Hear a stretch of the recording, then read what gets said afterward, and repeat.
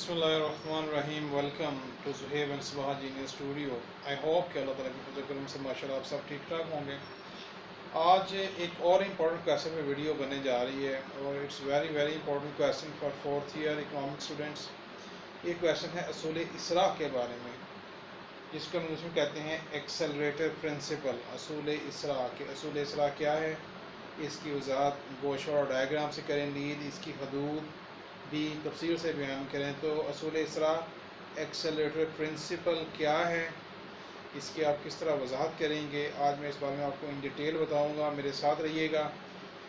At the end of the lecture जो चीज़ आपको समझ नया आए कमेंट सेक्शन मुझसे ज़रूर पूछेंगे। इंशाल्लाह आई विल आंसर। चैनल को सब्सक्राइब कीजिएगा, लाइक कीजिएगा। So let's start the video. जी, तो शुरू करते हैं असूल इसरा एक्सेलरेटर प्रिंसिपल। आप जानते हैं कि ज़ारब का तस्वर प्रोफेसर केन्स ने पेश किया था। ज़ारब क्या है कि किसी मुल्क की आमदनी का इन्हसार उसकी सरमायाकारी पर होता है। जैसे आपको नज़र आ रहा है, Y is a function of I, income is a function of investment. जब भी सरमायाकारी तब्दील होगी उसे आमदनी में ज़रूर तब्दीली वाक़या होती है, और सरमायाकारी में तब्दीली से आमदनी में कई गुना तब्दीली आ जाती है। इसको कहते हैं ज़ारब।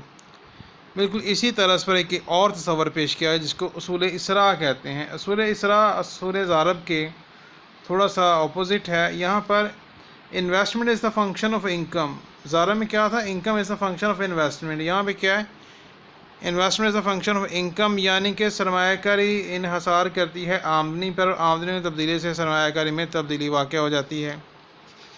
इसको कहते हैं असूल इसरा।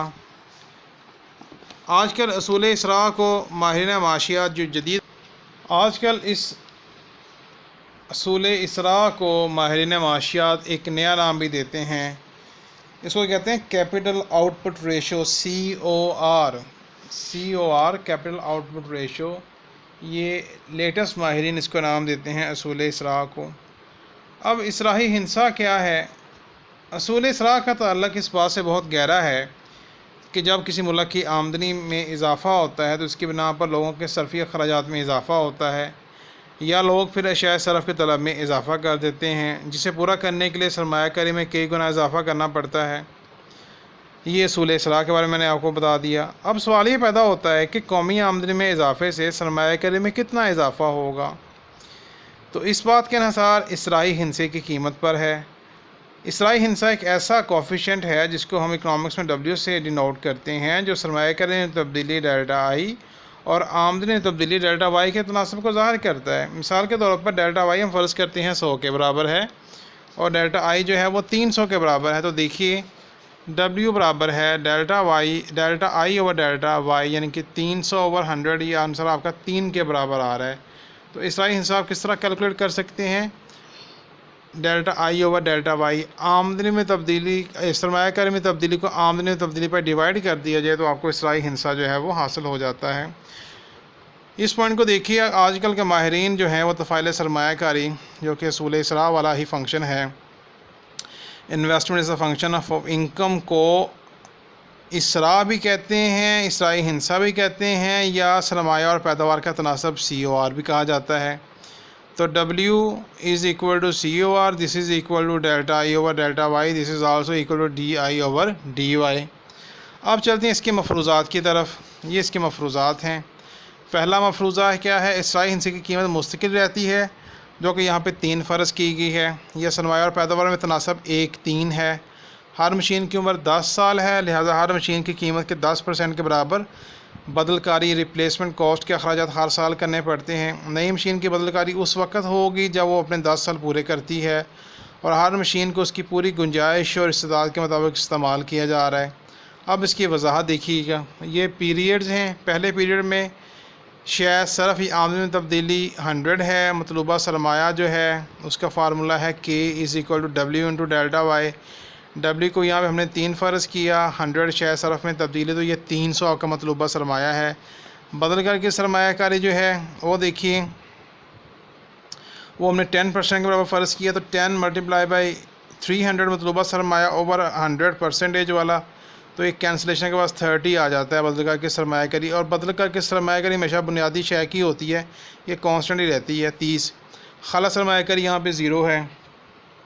और नेक्स्ट देखिएगा, ख़ाम सरमायाकारी जो है वो दोनों को जमा करें, बदल करके सरमायाकारी प्लस साल सरमायाकारी, तो 30 + 0 = 30। दूसरे पीरियड में सेम वैल्यू आ रही है, ये वाली वैल्यू भी सेम है, तीसरी वैल्यू भी सेम है, तो ये नेक्स्ट दोनों कॉलम भी सेम आपको नज़र आ रहे हैं। तीसरा पीरियड बड़ा इंपॉर्टेंस का हामिल है।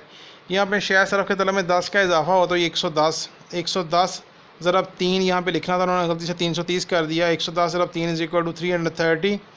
बदल करके सरमायाकारी एज़ इट इज़ 30 के बराबर है। अब क्योंकि यहाँ पे 10 का इजाफा हुआ तो 10 ज़रब 3 30, ये 30 और ये 30 60। चौथे पीरियड में 125 का जो शेयर सरफ उसके तलब में इजाफा हुआ तो 125 और 110 डिफरेंस कितना आ गया, 25। ठीक है जी, तो ये सॉरी यहाँ पे डिफरेंस कितना आ गया, 15। पहले मतलूबा सरमाया निकालें, 125 ज़रब 3 375, तो ये 15 ज़रब 3 45, ये वही उसी तरह 30 रहता है। अब ये 45 और ये 30, ये 75। ठीक है, ये मल्टीप्लिकेशन का रॉन्ग आंसर है, यहाँ पे प्लस का साइन आना था। पाँचवें पीरियड में ये 135 है, 135 ज़रब 3 जो सराई हिस्से की कीमत है वो 405, और बदल करके सरमायाकारी एज़ इट इज़ 30 के बराबर ही आ रही है। तो 135 और 125 का रेफरेंस 10 ज़रब 3 30, 30 जमा 30 60, इस तरह 100 छठा पीरियड, सातवां पीरियड और आठवां पीरियड। तो ये मैंने आपको इसराई असर की वजाहत मैंने बता दी। अब इसकी थोड़ी सी वजाहत सुन लें कि पहले पीरियड से बात वाज़ेह है कि शेयर सरफ की तलब 100 थी, उसे पैदा करने के लिए 300 का सरमाया दरकार था, और इस साल इस पीरियड में शेयर सरमाया के बदल करके सिलसिले में 30 के बराबर अखराजात करने पड़ते हैं। इस तरह इस पीरियड में कुल ख़ाम सरमायाकारी वही 30 ही रहती है। दूसरे साल भी यही सूरत हाल रहती है। तीसरे साल कुल ख़ाम सरमायाकारी जो है वो तीसरे साल जो है वो शेयर सरफ की तलब 110 हो जाती है, तो कुल सरमाया की ज़रूरियात 330 हो जाती हैं। और जैसे मैंने शुरू में बताया कि बदलकारी सिर्फ बुनियादी अशिया की ही होती है, लिहाजा क्योंकि शेयर सरफ की तलब में सिर्फ 10 का नया इजाफा हुआ है तीसरे पीरियड के अंदर, तो यहाँ से तब्दीली शुरू हो जाती है। इस तरह चौथा पीरियड, पाँचवा पीरियड, छठा, सातवां एंड सॉन, ये सिलसिला जो है वो चलता रहता है। और उसके बाद आप देखिएगा दोबारा से पिछले कॉलम में यहाँ पे जाके ना ये जो है ये आठवें पीरियड में ये माइनस हो जाती है, 140, ये 130 रिवर्स होगी, तो 130 ज़रब 3 390, ये उसी तरह 30 आ रही बदल करके सरमायाकारी, क्योंकि ये -10 है तो -10 मल्टीप्लाई बाई 3 -30, ये -30 और +30, ये 0। तो जो ख़ाम सरमायाकारी है वो 0 के बराबर है। ख़ालिस सरमायाकारी और बदल करके सरमायाकारी आपस में कैंसिल हो जाती हैं, तो ये 0 हो जाता है यहाँ पे आंसर। अब इसकी कुछ हदूद की तरफ चलते हैं। पहली इसकी जो हद है वो क्या है, मशीनों में मौजूद ज़ायद गुंजाइश, the unused capacity of machines. इसराही नज़रिए में ये बात फ़र्ज़ की गई कि मशीनों में कोई गुंजाइश मौजूद नहीं, लेकिन रियल लाइफ में ऐसा नहीं होता, बल्कि मशीनों में थोड़ी बहुत गुंजाइश हमेशा मौजूद रहती है। और उस सूरत हाल में जब अशिया सरफ के तलब में थोड़ा बहुत इजाफा होता है तो फर्में नए मशीनों को ख़रीदने के बजाय पहले मशीनों की मदद से ही उसे पूरा करने की कोशिश करती हैं। ठीक है, लिहाजा मशीनों में हमेशा मौजूद गुंजाइश रहती है, ज़ायद गुंजाइश, और ये बात इस नज़रिए में नज़रअंदाज कर दी गई। ये मैं लिमिटेशंस जो है उसको डिस्कस कर रहा हूँ। मुकम्मल रोज़गार की मौजूदगी, इसराही नज़रिए में ये बात फ़र्ज़ की गई, यानी कि उसूल इस्लाम में ये बात फ़र्ज़ की गई कि यानी कि इसराही नज़रिया उसी सूरत में मुमकिन है, ये बात फ़र्ज़ की गई इस नज़रिए के अंदर अगर मईशत में बेकार वसाइल मौजूद हों, क्योंकि सिर्फ उसी सूरत हाल में ये लोग समझते थे कि मुकम्मल रोज़गार की मौजूदगी इसराही नज़रिया सिर्फ उस सूरत में मुमकिन है अगर मईशत में बेकार वसाइल मौजूद हों, क्योंकि सिर्फ उस सूरत में ही शेयर सरफ की तलब में इजाफे के नतीजे में शेयर सरमाया की पैदावार को बढ़ाया जा सकता है। लेकिन अगर मईशत में मुकम्मल रोज़गार के हालात हों और मेहनत सरमाया का इस्तेमाल पूरी तरह हो रहा हो तो उस सूरत हाल में शेयर सरमाया की पैदावार को बढ़ाना बहुत ज़्यादा मुश्किल होगा।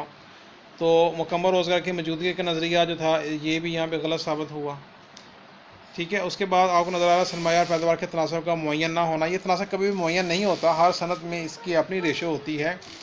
हो सकता है एक सनत में 10 की रेशो आ रही है, एक सनत में 10-20 की रेशो। उसके बाद अगला इसमें आपको लिमिटेशन नज़र आ रही है, मुस्तकबिल की मतवक्का पैदावार। कहते हैं इसराई नज़रिए में ये बात फ़र्ज़ की गई कि अशिया सरफ की मौजूदा तलब को पूरा करने के खातिर मशीनरी को ख़रीदा जाता है, लेकिन बात बिल्कुल सही नहीं है, बल्कि मशीनें इसलिए तलब की जाती हैं ताकि मुस्तकबिल की ज़रूरियात को पूरा किया जा सके, ना कि हालिया ज़रूरियात को पूरा किया जा सके। उसके बाद है वक्फ़े और अरसे। कारोबारी फर्में जो होती हैं ना वो अशिया सरमाया की फ़ौरी ज़रूरियात से फ़ौरी तौर पर मुताबिकत नहीं कर पाती, बल्कि उन्हें मशीनरी और बहुत सारी दीगर अशिया के हसूल में बहुत सा टाइम दरकार होता है। इस तरह मशीनें टूट फूट भी जाती हैं, उनकी रिप्लेसमेंट भी करनी पड़ती है, उसके लिए भी टाइम दरकार होगा। तो इसराही नज़रिए में तमाम वक्फ़ों को शामिल नहीं किया गया। उसके बाद है अशियाए सरमाया की रसद। अशियाए सरमाया की रसद जो है उनके हसूल का इन्हिसार भी रसद के हालात पर होता है, और जो उनकी रसद के मसारफ़ हैं और उनकी जो रसद के हालात हैं वो उनको उनके मसारफ़ तय करते हैं। अगर मसारफ़ ज़्यादा हो जाएँ तो रसद मुतासर हो जाती है, अगर मसारफ़ कम हो जाएँ रसद ज़्यादा हो जाती है, और लिहाजा इसराई हिस्से में ये बातें भी बयान नहीं की गई। ठीक है। उसके बाद है मशीनों की उम्र। इसराई नज़रिए में ये असूल इसरा के नज़रिए में ये फ़र्ज़ किया गया कि मशीन इतना अर्सा चलती है, 10 साल चलती है, 15 साल चलती है, 20 साल चलती है, और उसकी बदलकारी के लिए हमें इतने % हर साल जो है वो रिप्लेसमेंट कॉस्ट चाहिए। लेकिन मशीन की गारंटी देना खासा मुश्किल काम है। एक मशीन कितना अर्सा काम करेगी इस बारे में हम वसूख के साथ कुछ नहीं कह सकते, लिहाजा बदलकारी के तनासब का आसानी से तयन किया ही नहीं जा सकता। तो ये तमाम वो पॉइंट्स थे जिन्होंने इसके स्कोप को लिमिटेड कर दिया। तो it's very very important question for fourth year economics, इसको ज़रूर मेमोराइज़ कीजिएगा, और जो आप चीज़ पूछना चाहें तो कमेंट सेक्शन में ज़रूर डिस्कस कीजिएगा। Thank you so much.